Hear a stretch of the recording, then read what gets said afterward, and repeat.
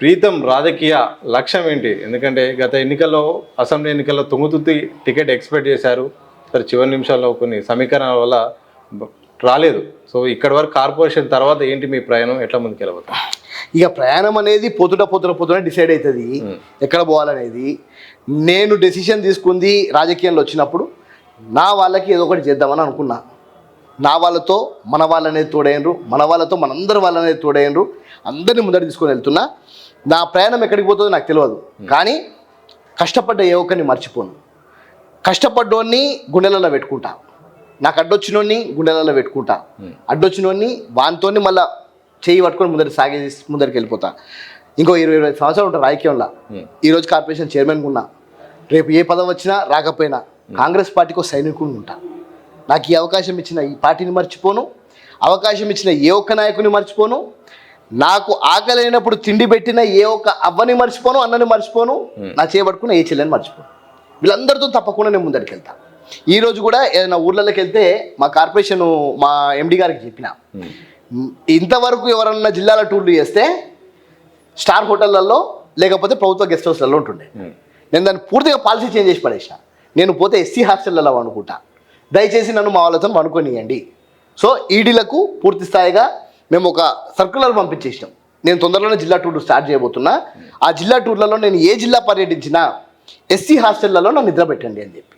నేను అక్కడికి పోతే మా వాళ్ళకు వసతులు అక్కడ చేంజ్ అవుతాయి. నేను వస్తున్నా అని చెప్పి కనీసం దాన్ని కొంచెం బాగు చేస్తారు, కనీసం వాళ్ళ బతుకులు మారుతాయి. అక్కడ ఏమైనా సమస్యలు ఉంటాయి ఇమీడియట్ గా. అక్కడ నుండి వచ్చారా? హాస్టల్లో కూడా మీ జీవితం కొనసాగిందా?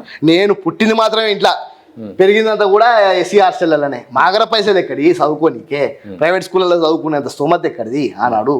మొత్తము నా చదువు అంతా కూడా సోషల్ వెల్ఫేర్ హాస్టల్లలోనే ఉండే. అక్కడనే పుట్టి పెరిగిన కాబట్టి నా మదర్ డిపార్ట్మెంట్కి నేను వచ్చిన. నా మదర్ డిపార్ట్మెంట్లో నేను ఇక్కడ కూర్చొని ఈరోజు మాట్లాడుతున్నాను, చాలా సంతోషం వేస్తుంది. ఎందుకంటే సోషల్ వెల్ఫేర్లో గుడ్లు ఇచ్చేది, చికెన్ ఇచ్చేది, మాకు డ్రాఫ్టర్లు ఇచ్చేది, వేసుకొని ఇంకా బట్టలు ఇచ్చేది, బుక్కులు ఇచ్చేది, అన్ని ఇచ్చేది. కానీ ఈరోజు పరిస్థితి కొంచెం మారింది. ఆ పరిస్థితి మళ్ళీ అందరికీ పౌష్టికాహారం దక్కే విధంగా, వారికి మంచి వస్తువులు కలిగే విధంగా ఈ 2 సంవత్సరాల ప్రయత్నం చేస్తా. అందుకే వాళ్ళ మధ్యలో పడుకోవడానికి కూడా పోతున్నా, వాళ్ళ సమస్యలు తెలుసుకోవడానికి పోతున్నా.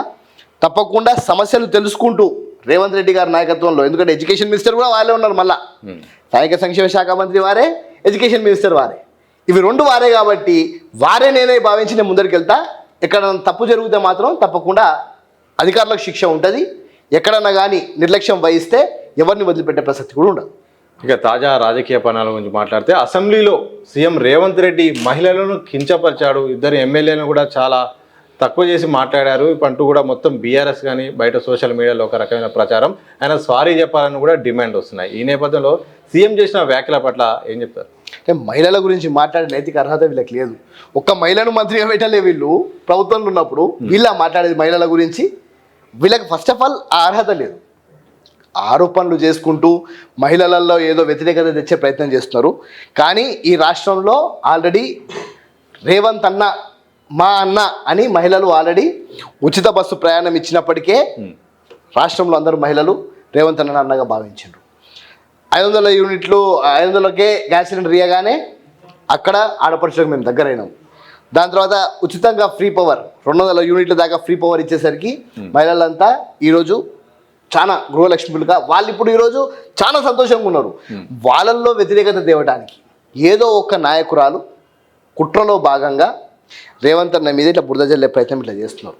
కానీ రాష్ట్ర ప్రజలందరూ గమనిస్తున్నారు. రేవంత్ అన్న మీద బురద జల్లనిగా ప్రయత్నం చేస్తే మాలంటలో 100 మంది ఉన్నాం వచ్చి అడ్డంగా నిల్చోడానికి.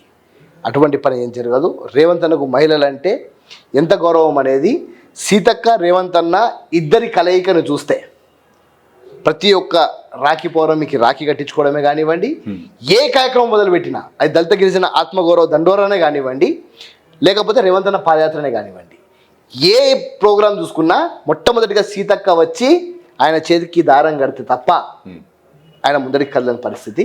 మహిళల గురించి గౌరవం గురించి మాట్లాడే వాళ్ళు మహిళలను రెస్పెక్ట్ చేయని వాళ్ళు మాట్లాడుతున్నారు. అది సిగ్గుకరం.